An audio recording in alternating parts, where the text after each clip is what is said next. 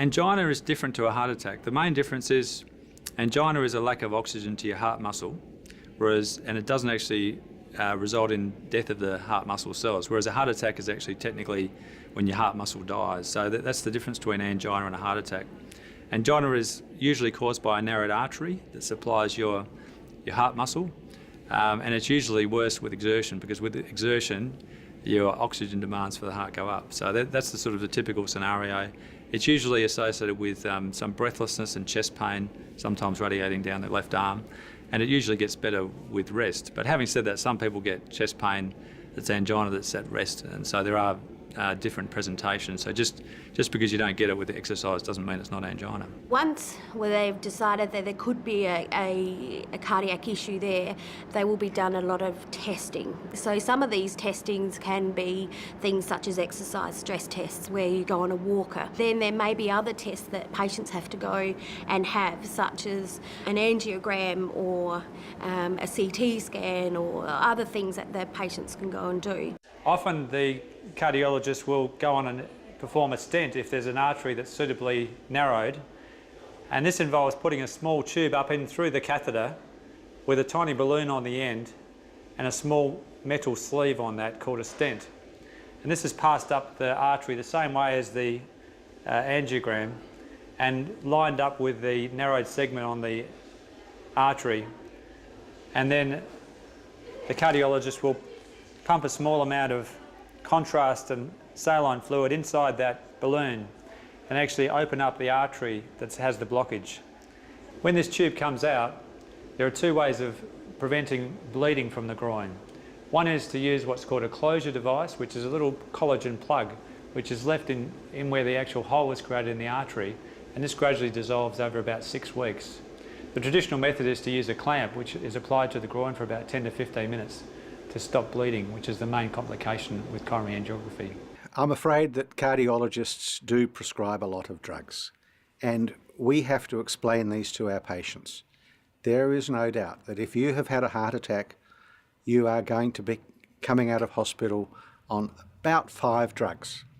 You're going to be on aspirin, and you may be on aspirin plus a super blood thinner, aspirin-like drug. You'll be on something for your cholesterol. You will be on a tablet that takes the load off the heart, known as an ACE inhibitor or something similar. You may be on a beta blocker, but if you are not on a beta blocker, you may have had asthma, or you may have gone to a different hospital which believes that there's an alternative calcium channel blocker that you should be on. Both are valid, and suddenly we're on about 5 tablets. This is going to be something that will be for a long time. Hearts don't just get coronary disease, and often people can present with a problem that their heart can't get blood out of the heart because there's a narrowed aortic valve, for example, or it's inefficient in its pumping because there is a leaking valve, a leaking mitral valve. And these valves in the heart can be affected by factors such as rheumatic fever, or they can be affected by degenerative change, so that a person might have been born with a slightly abnormal aortic valve. They were perfectly fit and well apparently as they were growing up, but this double leaflet rather than the 3 leaflet aortic valve starts to calcify and narrow off as they get older, or it might calcify and start to leak as they get older. And so that person might need their aortic valve replaced. And depending on the age of the patient, the replacement might be with a tissue valve or a mechanical valve. The mechanical valves will require blood thinners, warfarin. Tissue valves don't require blood thinners of that sort. They may require aspirin depending on circumstances, but we'd tend to use mechanical valves in young people because those mechanical valves last for 30 or more years, and the tissue valves might be more of a 15 plus years before they start to calcify and become less efficient. There are times when we put a tissue valve into a young person, and we would do that perhaps in a 20-year-old girl who needs her valve replaced, but she wants to have a family. So we would replace it with a tissue valve, knowing that in 10 or 15 years' time, we will have to put a permanent valve in, but she's had a family by then. Because you can't really have family if you're on warfarin. So you've got to sort of plan a little bit around the edges. It's a little bit of different planning for girls than boys. We have an action plan for people that get angina, that is, the pain in the chest, or we have an action plan for people with a chronic condition like heart failure. So once again, it's tailor-made to their specific condition.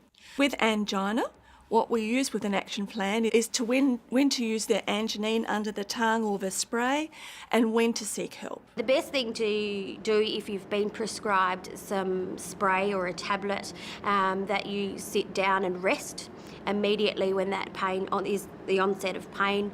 You sit down and rest and use probably the minimum dose first of your medication. So that may be a quarter of a tablet to start off with, or one spray. But just bearing in mind that you need to tell somebody as well. Sometimes with these sprays, what they do is they cause a vasodilation. So what happens is the blood pressure can drop quite quickly. So the reason for sitting down is that sometimes you can become a little bit giddy. So once you've taken that medication, whether it's and then you need to place it underneath the tongue for both the spray and also the tablet, is to wait for 5 minutes. If that pain is still there, you may repeat the process. After that 10 minutes, if that pain has not disappeared or it hasn't reduced, you really need to call an ambulance, and that is calling 000. You wait on the phone and they will discuss your symptoms with you, and that's really where the treatment starts, and the ambulance will be on their way.